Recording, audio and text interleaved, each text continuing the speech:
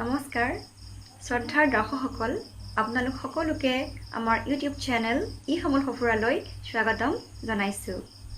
ছাত্ৰ ছাত্ৰীৰ শৈক্ষিক উত্তৰণৰ লক্ষ্য আগত ৰাখি আৰম্ভণি কৰা ডিজিটেল শৈক্ষিক মঞ্চ যাৰ নাম সমল সফুৰা বা ৰিচোৰ্চ হাবে যোৱা 29 এপ্ৰিলৰ পৰা আৰম্ভণি কৰা ইয়াৰ শৈক্ষিক যাত্ৰাৰ অংশস্বৰূপে এটি নতুন সাপ্তাহিক শিতানৰ মুকলি কৰিছে।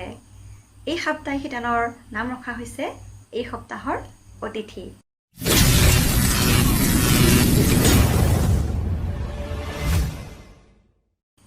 সপ্তাহৰ প্ৰতি ৰবিবাৰে প্ৰচাৰ হোৱা এই সাপ্তাহিক শিতানৰ অতিথি হিচাপে আমন্ত্ৰণ জনোৱা হয় শৈক্ষিক ক্ষেত্ৰৰ লগত ওতঃপ্ৰোতভাৱে জড়িত তথা ছাত্ৰ ছাত্ৰীৰ বৌদ্ধিক উত্তৰণৰ হকে কাম কৰা বিভিন্ন বিষয় পাৰদৰ্শী তথা পুৰোধা ব্যক্তিসকলক। যোৱা 17 মে তাৰিখে প্ৰচাৰিত এই শিতানৰ প্ৰথমটো খণ্ডত আমন্ত্ৰণ জনোৱা হৈছিল দৰং মহাবিদ্যালয়ৰ প্ৰাণী বিজ্ঞান বিভাগৰ সহকাৰী অধ্যাপক ডক্টৰ ৰবীন্দ্ৰ হাজৰিকাদেৱক। আজি প্ৰচাৰ হ'বলগীয়া এই শিতানৰ দ্বিতীয়টো খণ্ডত আমি আমন্ত্ৰণ কৰি আনিছোঁ গুৱাহাটী বিশ্ববিদ্যালয়ৰ ভূগোল বিজ্ঞান বিভাগৰ সন্মানীয় অধ্যাপক ডক্টৰ ধ্ৰুৱজ্যোতি চহৰীয়াদেৱক।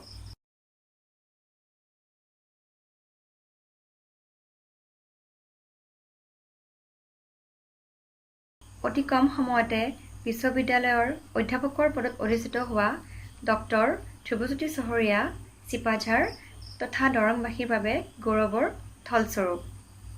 আপোনালোকৰ নিশ্চয় অৱগত যে অধ্যাপকৰ পদত অধিষ্ঠিত হ'বলৈ সহকাৰী অধ্যাপক আৰু সহযোগী অধ্যাপক হিচাপে আৰু দুটি ধাপ অতিক্ৰম কৰিবলগীয়া হয়। ডক্টৰ চহৰীয়াদেৱে নিজৰ 20 বছৰীয়া কৰ্মজীৱনত এনে বিভিন্ন পৰিক্ৰমা অতিক্ৰমী আজিৰ এই সন্মানীয় আসনত উপবিষ্ট হৈছেহি।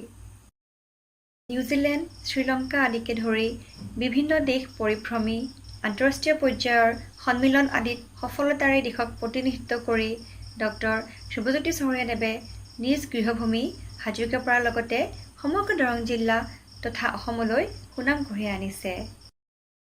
অসমত GIS অৰ্থাৎ ভৌগোলিক তথ্য প্ৰণালীৰ কৌশলসমূহ অৱলম্বন কৰি দৰং জিলাৰ আৰ্দ্ৰভূমিৰ ওপৰত PhD ডিগ্ৰী লাভ কৰা ডক্টৰ ধ্ৰুৱজ্যোতি চহৰীয়াদেৱে গুৱাহাটী বিশ্ববিদ্যালয়ৰ ভূগোল বিভাগৰ ছাত্ৰ ছাত্ৰীক জিঅ'মৰ্ফলজি, ৰিম'ট সেন্সিং, বায়'জিঅ'গ্ৰাফী আৰু GISৰ বিষয়ে শিক্ষা প্ৰদান কৰে।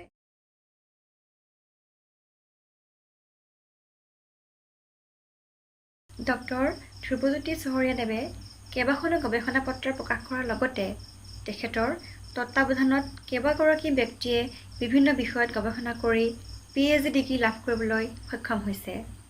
দৰং জিলাৰ চিপাঝাৰ ৰাজচক্ৰৰ হাজৰিকাপাৰা অঞ্চলৰ স্থায়ী বাসিন্দা ডক্টৰ চহৰীয়াদেৱে শেহতীয়াকৈ বিভিন্ন ৰাষ্ট্ৰীয় আৰু আন্তঃৰাষ্ট্ৰীয় প্ৰকল্পত জড়িত হৈ নিজৰ কৰ্মকুশলতা সাব্যস্ত কৰি আহিছে। সমল সফুৰাৰ এই সপ্তাহৰ অতিথি শিতানত আহক তেখেতৰ মনোজগতৰ লগত পৰিচয় হওঁ।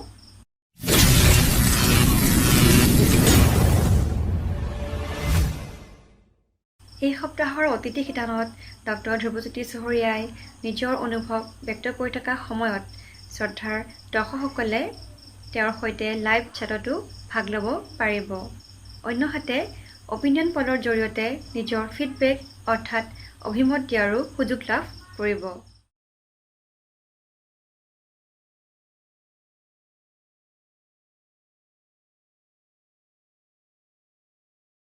নমস্কাৰ। প্ৰথমতে মই সমল সফুৰাৰ সমূহ দৰ্শক ইয়াৰ লগত জড়িত সমূহ ব্যক্তি যিসকলে এই চেনেলটোক ৰিয়েলিটিলৈ আনিছে তেওঁলোকলৈ মোৰ নমস্কাৰ, শ্ৰদ্ধা, শুভেচ্ছা জনালো। আজি কেইদিনমান আগতে মই সমল সফুৰাৰ দুই এটি ভিডিঅ' চোৱাৰ সুবিধা পাইছিলো আৰু এই সুবিধা পাওঁতে মই দেখিছিলো যে তেওঁলোকে সঁচাকৈয়ে বৰ এটা ব্যতিক্ৰমী প্ৰচেষ্টা লৈ আগবাঢ়িছে। ব্যতিক্ৰমী বুলি মই এইকাৰণেই কৈছো যে এই ধৰণৰ ভিডিঅ' বা এই ধৰণৰ লাৰ্ণিং মেটেৰিয়েলছ বিলাক আমাৰ ইউটিউব চেনেল বা তেনেকুৱা বহুতো ভিডিঅ' আপলোডিং চেনেল বিলাক আছে যিবিলাকত আমি এভেইলেবল হৈ আছে। কিন্তু তথাপিও আমাৰ নিজৰ ল'ৰা ছোৱালীখিনিক নিজৰ ভাষাত এই ধৰণৰ খুব ভিডিঅ' অভাৱ দেখা যায়, আৰু সেইটো মই ভাবো ই সমল সঁফুৰাই পূৰণ কৰিবলৈ পাৰিছে, আৰু খুব সুন্দৰ ভৱিষ্যত এটা মই দেখা পাইছো। গতিকে প্ৰথমতেই তেওঁলোকক মই পুনৰবাৰ আকৌ ধন্যবাদ জনাইছো। বৰ্তমান সময়টো বৰ দুঃসময়। আজি প্ৰায় 3,25,000 মানুহ বৰ্তমানলৈ COVID-19 আক্ৰান্ত হৈছে। ই এনেকুৱা এক মহামাৰী যিয়ে আমাৰ গোটেই মানৱৰ জীৱন যাত্ৰাৰ প্ৰণালীক সলনি কৰি দিছে। আজি আমি কেইমাহমান আগলৈকে এই মহামাৰীৰ নামেই শুনা নাছিলো, কিন্তু এতিয়া আমি লাহে লাহে ইয়াৰ প্ৰভাৱ আমাৰ দৈনন্দিন জীৱনত আমি দেখা পাইছো। আমাৰ স্কুল কলেজবিলাক বন্ধ হৈ গৈছে। আমাৰ ছাত্ৰ ছাত্ৰীসকল ব্যৱসায় বাণিজ্য সকলো ফালৰ পৰাই আমি যি ধৰণে আমি আচলতে থাকিব লাগিছিল সেই ধৰণে আমি থাকিব পৰা নাই। আৰু আমি এইটোও নাজানো যে এই ধৰণৰ পৰিৱেশটো আৰু ভৱিষ্যত কিমান দিনলৈ থাকিব বা কেতিয়া আমি ইয়াৰ পৰা পৰিত্ৰাণ পাম। তেনে পৰিপ্ৰেক্ষিতত আমাৰ মনলৈ অহা কুৱেশ্যন বিলাক হ'ল যে আমি কি এইদৰে হাত সাবটি বহি থাকিম, যেতিয়ালৈকে আমাৰ এই পৰিস্থিতি শেষ নহয় তেতিয়ালৈকে আমি ৰৈ থাকিম, নে আমি সময়ৰ লগত কিবা ধৰণে নহওক মোকাবিলা কৰি আমি আগবাঢ়ি যাবলৈ চেষ্টা কৰিম। এইখিনিতে মোৰ এখন বিখ্যাত কিতাপ, ডক্টৰ স্পেন্সাৰ জনছন, তেওঁ আমেৰিকান ফিজিচিষ্ট, তেওঁ এখন কিতাপ লিখিছিল হু মুভ মাই চিজ। খুব সৰু কিতাপ, অকণমান কিতাপ। সেই কিতাপ কেইখনৰ পেজ কেইটা যদি আপুনি পঢ়ে, আপোনাৰ হয়তো আধা ঘন্টা বা 40 মিনিটত কিতাপখন শেষ হ'ব। এই কিতাপখনত কেইটামান চৰিত্ৰৰ মাজেৰে তেওঁ বুজাবলৈ গৈছিল যে আমাৰ জীৱনত প্ৰতিটো মুহূৰ্ততে কিছুমান এনেকুৱা প্ৰত্যাহ্বান আহে, পৰিৱৰ্তন আহে, আৰু সেই প্ৰত্যাহ্বান পৰিৱৰ্তন বিলাকৰ লগত আমাৰ দুটা পথে আমাৰ সন্মুখত খোলা থাকে। এটা হ'ল আমি সেই পৰিৱৰ্তন বিলাকৰ লগত নিজকে পৰিৱৰ্তিত কৰি সময়ৰ লগত আগবাঢ়ি যোৱা, আৰু নাইবা আমি সেই পৰিৱৰ্তনৰ লগত পৰিৱৰ্তিত নহৈ আমাৰ নিজৰ ৰীতি নীতি আদৰ্শ এইবিলাককে খামুচি ধৰি আমি ৰৈ থাকোঁ।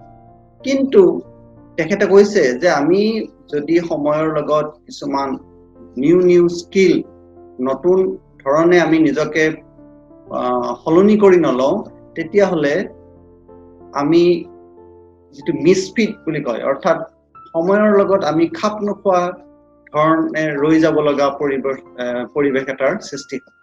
সেইকাৰণেই মই ভাবিছো যে আমাৰ যিটো প্ৰচলিত শিক্ষা ব্যৱস্থা, আমাৰ যি ধৰণে আমি ক্লাছৰুমত ইমান দিনে শিক্ষা দি আছো, ইমান দিনে আমি শিক্ষা গ্ৰহণ কৰি আছো, সেই সকলোবিলাক হয়তো আগলৈ আকৌ পুনৰ ঘূৰি আহিব পাৰে। কিন্তু বৰ্তমান যেতিয়ালৈকে আমি সেই আগৰ পৰিৱেশলৈ ঘূৰি যাব নোৱাৰো, তেতিয়ালৈকে আমি কিছু নিজকে এৰা ধৰা কৰি নতুন ৰূপত আমি নিজকে সজাই লোৱাটো প্ৰয়োজন, যাতে আমাৰ লগতে আমাৰ যি ভৱিষ্যত প্ৰজন্ম, যি ছাত্ৰ ছাত্ৰীসকল, তেওঁলোকে যাতে খুব ভালদৰে নিজকে প্ৰস্তুত কৰিব পাৰে, তেওঁলোকে যাতে এই পৰিৱৰ্তিত সময়ত নিজকে অৱহেলিত বুলি অনুভৱ কৰিব নালাগে। তেনে ক্ষেত্ৰত আমাৰ এই শিক্ষকসকলৰ যি দায়িত্ব, আৰু সেই দায়িত্বত মই ভাবো অনলাইন এডুকেশ্যন চিষ্টেম বা এই ধৰণৰ কণ্টেণ্ট ডেভেলপমেণ্টৰ কাৰণে যি প্ৰচেষ্টা, সেয়া যথেষ্ট প্ৰশংসনীয়। এতিয়া আমাৰ সন্মুখত এক প্ৰশ্ন আহিছে, এই ধৰণৰ পৰিৱেশবিলাক কিয় হ'বলৈ পালে? আৰু আমি প্ৰত্যেকেই গম পাইছো এইকেইদিনৰ অভিজ্ঞতাৰ পৰা যে মানুহে মানুহৰ নিজৰ হাতৰ কুঠাৰ ভৰিত মাৰি এই পৰিৱেশলৈ আমাক আহিবলৈ বাধ্য কৰাইছে। প্ৰকৃতিয়ে আমাক যি দিব পাৰে, যি ধৰণে যিবিলাক সম্পদ আমাক দিব পাৰে, সেই সম্পদৰ আমি কাহানি বাই সেই যিটো সীমা, সেই লক্ষ্মণ ৰেখা আমি কেতিয়াবাই পাৰ কৰিলো। আৰু আজি আমি এনে এটা পৰ্যায়ত উপনীত হৈছো য'ৰ পৰা হয়তো আমি ঘূৰি অহাৰ বাট পাওঁ নে নাপাওঁ সেইটো এটা সন্দিহান হৈ পৰিছে। ৰাছেল কাৰ্চন বুলি এগৰাকী ব্যক্তিয়ে 1968 চনতেই আমেৰিকাত ৰাসায়নিক সাৰৰ প্ৰয়োগৰ ওপৰত এখন কিতাপ লিখিছিল, দ্য চাইলেন্ট স্প্ৰিং, নীৰৱ বসন্ত। তেওঁ তেতিয়াই সাৱধান কৰি দিছিল যে আমি যদি এই ধৰণৰ প্ৰকৃতিৰ ওপৰত অত্যাচাৰবিলাক বন্ধ নকৰো, এদিন আমাৰ বাবে এক ভয়াৱহ দিন আহিব। এনে এটা বসন্ত আহিব য'ত আমি চৰাই চিৰিকটিৰ মাত এটা শুনিবলৈ নাপাম, যাক তেওঁ নীৰৱ বসন্ত বুলি কৈছে। গতিকে এই COVID-19ৰ যি পৰিৱেশ, এই পৰিৱেশে আমাক যদি এটা জীৱনৰ পৰাই শিক্ষা লোৱাৰ সুযোগ দিয়া বুলি ভাবো, তেতিয়াহ'লে আমি এই সুযোগ লৈ আমি আগবাঢ়ি যাব লাগিব। আমি এই পৰিৱেশত আহিব পৰা প্ৰত্যাহ্বানসমূহক আমি সুযোগলৈ ৰূপান্তৰিত কৰিব লাগিব। আমি এতিয়া প্ৰত্যেকজন শিক্ষকেই বা প্ৰত্যেকজন ছাত্ৰই কিবা এটা দিবলৈ, আমাৰ কিবা এটা আছে আমাৰ ভিতৰত।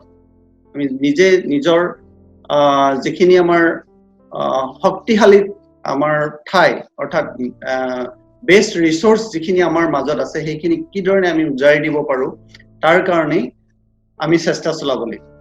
ৰবীন্দ্ৰনাথ ঠাকুৰে এষাৰ কথা কৈছিল যে শিক্ষকসকলে নিজক জ্বলাই হলেও আনৰ জীৱন পোহৰ কৰে।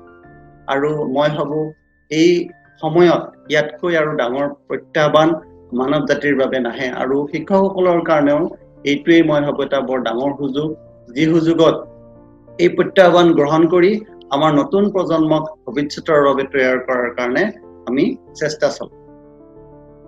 এতিয়া আমাৰ ছাত্ৰ ছাত্ৰীসকলে যদি, আমি এখন বিদ্যালয়ত যেতিয়া ছাত্ৰ ছাত্ৰীসকলে শিক্ষা গ্ৰহণ কৰে, তেওঁলোকে তাত 4-5 জনমান শিক্ষকৰ যিখিনি জ্ঞান সেইখিনি লাভ কৰে।